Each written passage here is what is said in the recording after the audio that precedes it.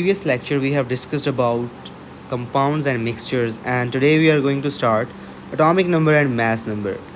तो आज हम डिस्कस करने जा रहे हैं एटॉमिक नंबर को और मास नंबर को कि ये क्या होते हैं. ठीक है, तो इसको समझने के लिए आपको सबसे पहले ये एक छोटी सी डायग्राम इसको ज़रा अंडरस्टैंड कर लें. हमारे पास एक एटम होता है, उसका एक न्यूक्लियस होता है, और न्यूक्लियस के अंदर हमारे पास प्रोटॉन्स होते हैं और न्यूट्रॉन्स होते हैं. ठीक है, और अगर प्रोटॉन्स और न्यूट्रॉन्स को हम ऐडअप कर दें तो इससे हमारे पास क्या बनता है, न्यूक्लियॉन नंबर.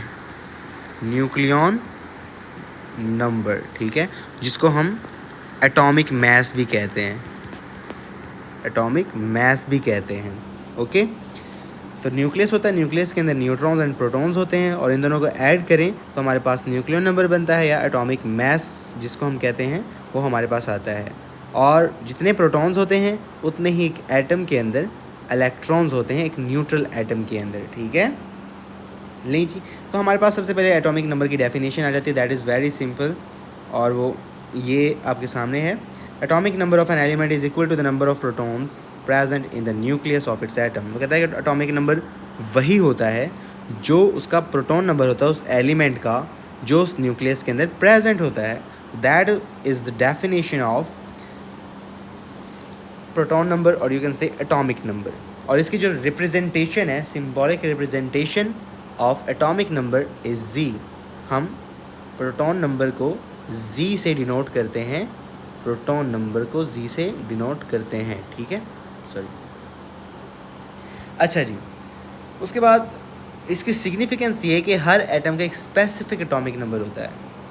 कोई भी एक पीरियोडिक टेबल के अंदर 118 एलिमेंट्स है हमारे पास, कोई भी दो एलिमेंट्स ऐसे नहीं हैं जिनका प्रोटॉन नंबर सेम है, सबका डिफरेंट है. सो ये एक यूनिक नंबर होता है, ये इनकी आइडेंटिफिकेशन होती है. आप यूँ लगा लें जिस तरह हमारा CNIC कार्ड होता है, उसके ऊपर हर किसी का different name, different date of birth होती है.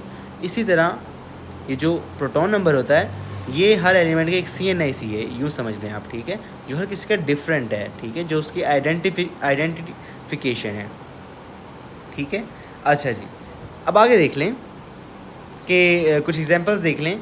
जैसे कि हाइड्रोजन का अब जो प्रोटॉन नंबर है वो है 1. ठीक है, लेट्स सपोज ऑक्सीजन का जो proton number that is 8. Nitrogen का जो है वो दैट इज़ 7. ये क्या है, 7 क्या है हमारे पास, जी.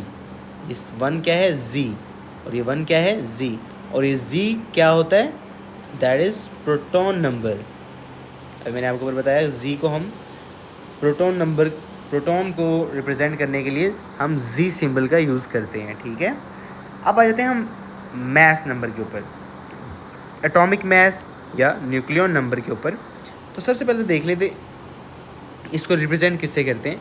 इसको रिप्रेजेंट करते हैं हम सिंबल ए से.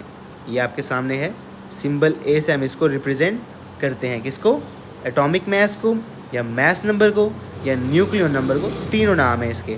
और it is calculated as Z+N. मैंने अभी आपको बताया Z, उसने P की जगह पे क्या लिखा हुआ है, Z लिखा हुआ है. तो बात एक ही है, ये Z प्रोटॉन नंबर को ही कहते हैं और P भी प्रोटॉन नंबर के लिए ही यूज़ होता है. तो Z और N को अगर हम ऐडअप कर दें, मैंने अभी आपको पहले बताया भी है कि इन दोनों को ऐड कर दें तो हमारे पास क्या बनता है, एटॉमिक नंबर, और सॉरी एटॉमिक मास या मास नंबर. ओके हो गया. अच्छा जी,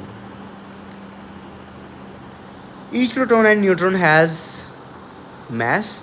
For example, hydrogen atom has 1 proton and 1 neutron in its nucleus.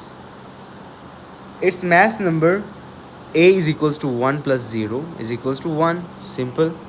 लें जी, अब मैं आपको कुछ एग्जांपल्स करके दिखाने लगा हूँ. लेट्स सपोज कि आपके पास इसी को ही ले लें, सोडियम को ही ले लें. वो हमसे कहता है कि Z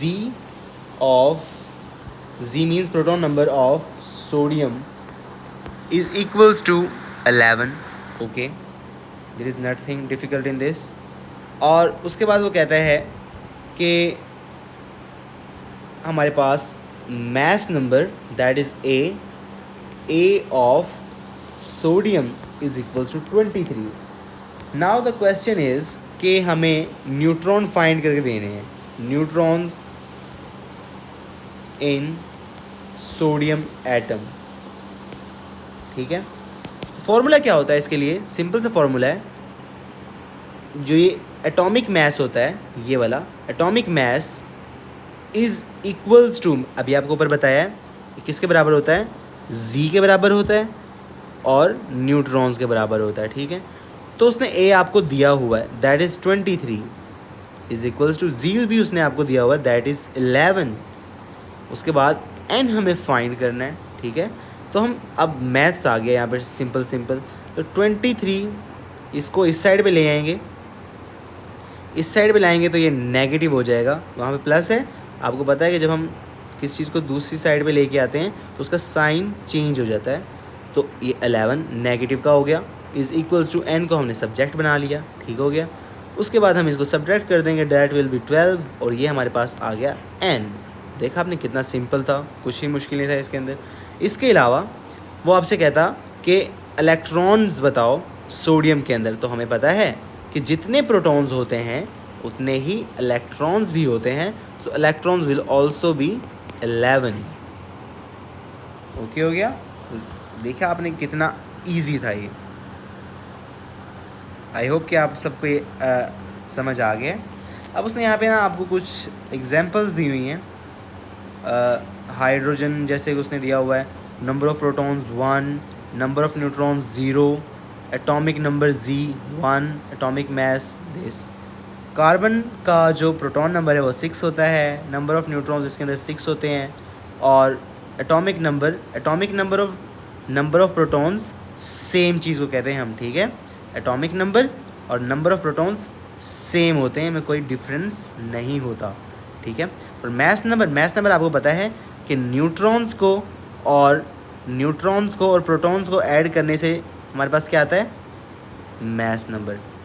एक और एग्जांपल देख लें, पोटेशियम का हमारे पास प्रोटॉन नंबर है 19, इसका जो नंबर ऑफ न्यूट्रॉन्स हैं वो है 20।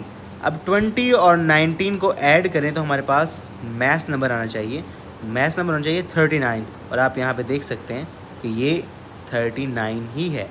तो आई होप कि आप सबको क्लियर हो गया। ये एग्जांपल भी देख लें आप।